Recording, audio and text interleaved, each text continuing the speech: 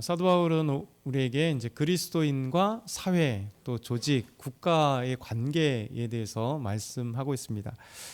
사람들은 태어나면서 한 조직체에서 태어나잖아요. 가정이라고 하는 조직체, 공동체, 그 가정은 또 이 사회라고 하는 조직체를 가지고 있고 또 국가라고 하는 곳에서 우리는 태어나고 자라고 또 함께 살아갑니다. 그 사람은 혼자 살지 않죠. 무인도에서 혼자 사는 것 빼고는 모두가 나와 너와의 관계, 그래서 우리가 되는 그런 사회에서 살고 있습니다.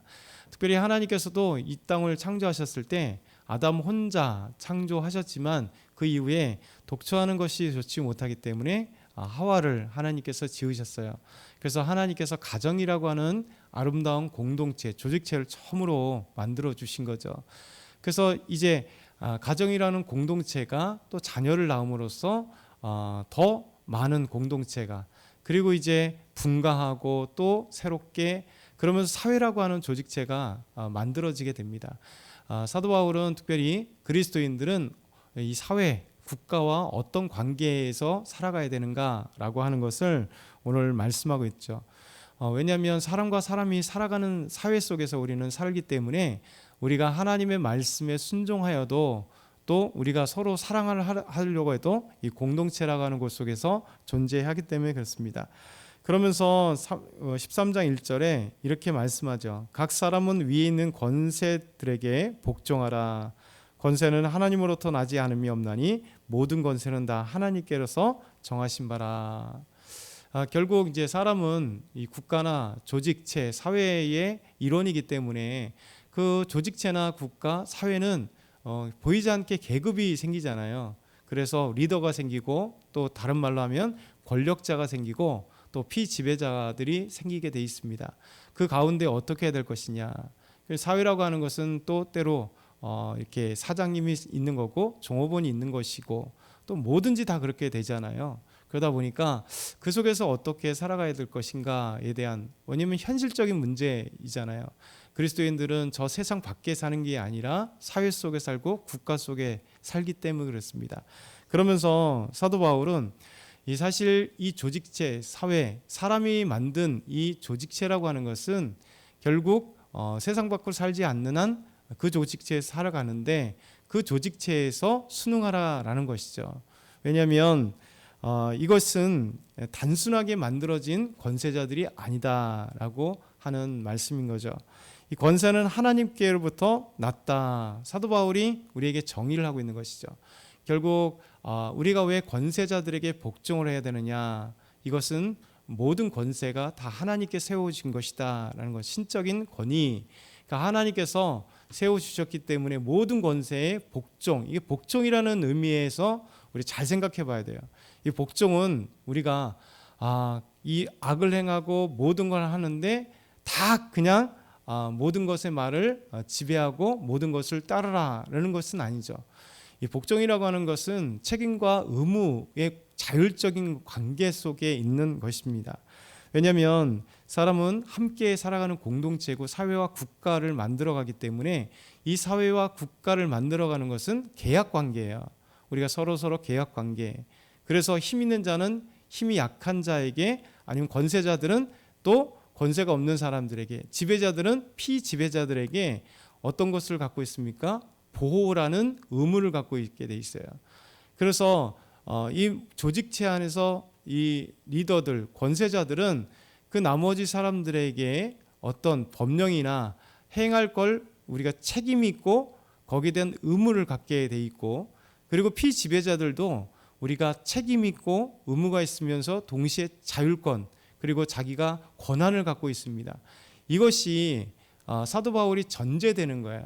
그래서 우리가 평등한 사회, 그리고 인격적인 관계, 그리고 거기에서 책임과 의무를 다하는 사회와 조직체, 그 속에서 권세들은 내가 왜 그 권세를 가졌을 때 힘을 마음껏 발휘하거나 악을 행하거나 그렇게 하지 않는가. 그것은 잘못하면 독재가 되는 거죠. 독재가 되는 겁니다. 그래서 사도 바울은 우리에게 이 권세자들에게 복종하라 할 때는 책임과 그리고 그 의무와 책임이 따르기 때문에, 그러면서 권세자들은 자기 국민들을 아름답게 보호할 권리가 있고 평안하게 살아가야 할 의미가 있고, 그렇기 때문에 국가의 수장들이나 사회 조직체들은 회사라고 한다면 회사를 경영할 때 자기 직원들에게 복지를 향상시켜주고, 그리고 열심히 일하는 사람들에게 당연히 월급과 그런 연봉들을 분명히 충분하게 주어지는 것은 당연한 거죠. 리더는 그런 거예요.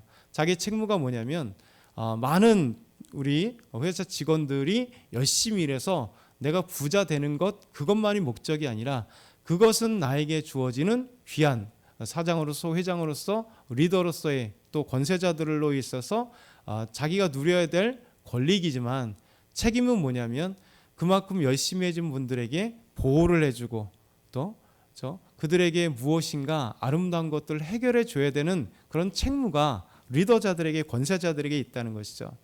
왜냐하면 이것이 바로 하나님께서 정하시고 하나님이 주어졌기 때문에 이 사실을 기억하라는 겁니다. 만약 그렇기 때문에 우리가 아름다운 이 책임과 의무를 동시에 가지고 있기 때문에 세상은 조직체고 사회와 국가가 형성되어 있기 때문에, 그래서 이런 책임과 의무를, 그리고 권한과 자기 책무를 정확하게 잘 구별하고 행할 때 그런 공동체는 잘 돌아가는 아름다운 공동체가 되죠. 그 책임을 다하지 않는 것이 독재가 되는 것이고, 책임을 다하지 않는 것이 아주 나쁜 경영인이 되는 것이죠. 그래서 우리가 이런 관계 속에서 의미를 사도 바울은 이야기하는 겁니다. 그리고 특별히 사도 바울은 지금 복음을 증거하고 있을 때가 로마 제국에 있을 때예요. 그러다 보니까 로마 황제, 그리고 그 권력체들의 힘을 갖고 있는 사람들, 그러면서 그리스도인들은 만약에 그 사회와 거기서 떠나간다면 더 핍박을 받게 되거나 아니면 국가의 보호를 받지 못하는 관계 속에 있기 때문에, 이런 아름다운 하나님의 그 권세자들을 하나님께서 그들에게 권세를 주었다면, 다른 얘기를 한다면 권세자들은 어떻게 되는가? 자기의 권세를 함부로 남용하지 못하게 된다라는 것이죠. 그래서 하나님이 나에게 모든 것을 주었을 때 이 권세는 나의 힘과 나의 능력과 나의 학벌과 나의 사람 관계나 어떤 그 조직체, 그런 것으로 인해서 내가 이 자리에 차지했다는 순간 뭐가 됩니까? 남용이 되는 거죠. 왜? 내가 만든 권력이니까요. 내가 권세니까요. 내가 나의 힘과 능력과 그리고 우리의 핏줄 때문에 내가 황제가 되었다. 아니면 내가 어떤 집정관이 되었다. 내가 어떤 권세자들이 되었다. 속주의 어떤 그 집행관이 되었다.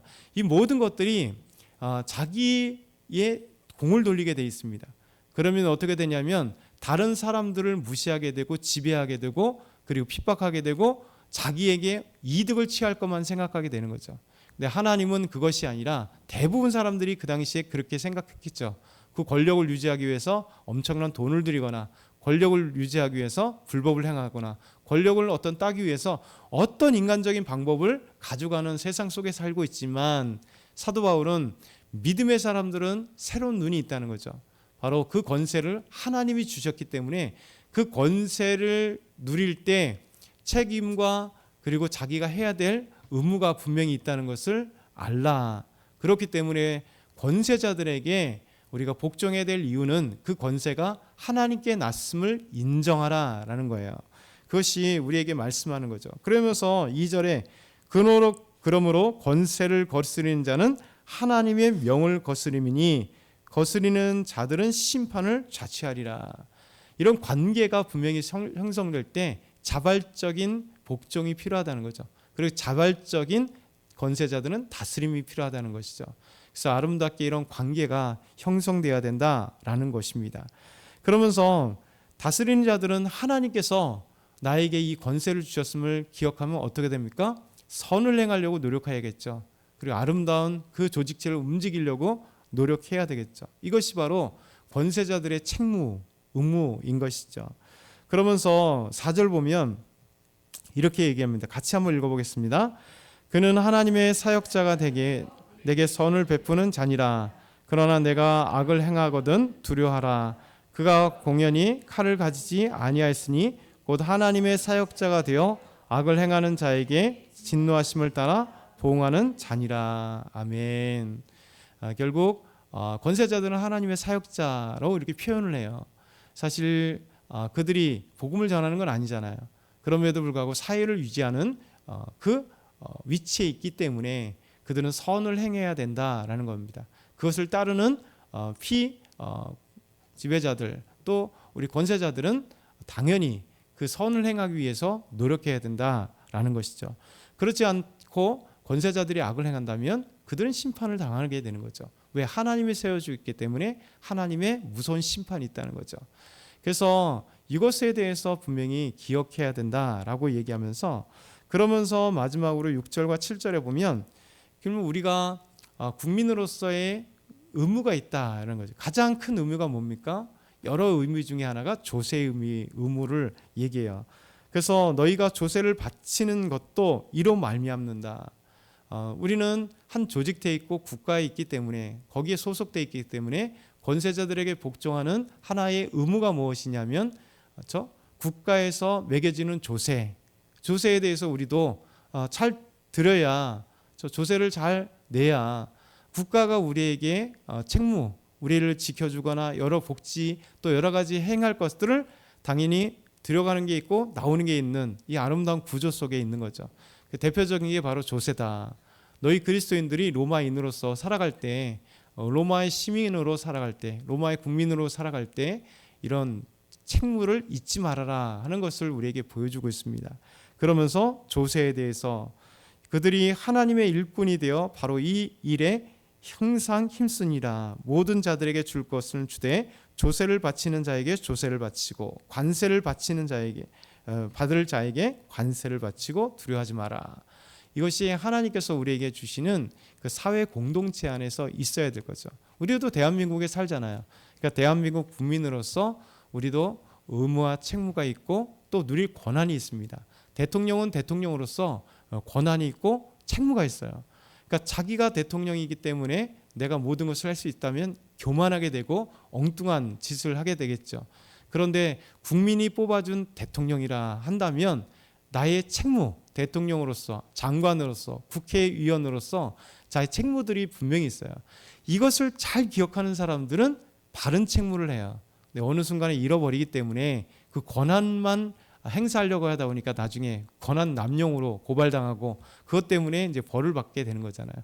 그래서 하나님은 우리에게 이 사회 조직체 안에서 아름답게 조직이 있어 가야 될 것. 그래서 우리가 이 세상에 살기 때문에 이런 관계에도 분명히 해라. 사도 바울은 여기에서 왜냐하면 하나님 말씀을 믿고 사회에 부정하게 되면 사회 오히려 구테타 세력이 돼버리고 또 사회에서 오히려 크게 계속해서 외방인이 되는 것이고 핍박의 대상이 되는 거죠. 그래서 우리가 누릴 것은 누리되 아름다운 그런 의무를 다하는 아름다운 공동체가 되라. 이렇게 사도 바울은 우리에게 말씀하고 있는 거죠. 이 외에도 이제 서신서에도 보면 이 관계 속에서 온전한 그리스도인이 무엇인가 그것을 말씀하고 있는 겁니다.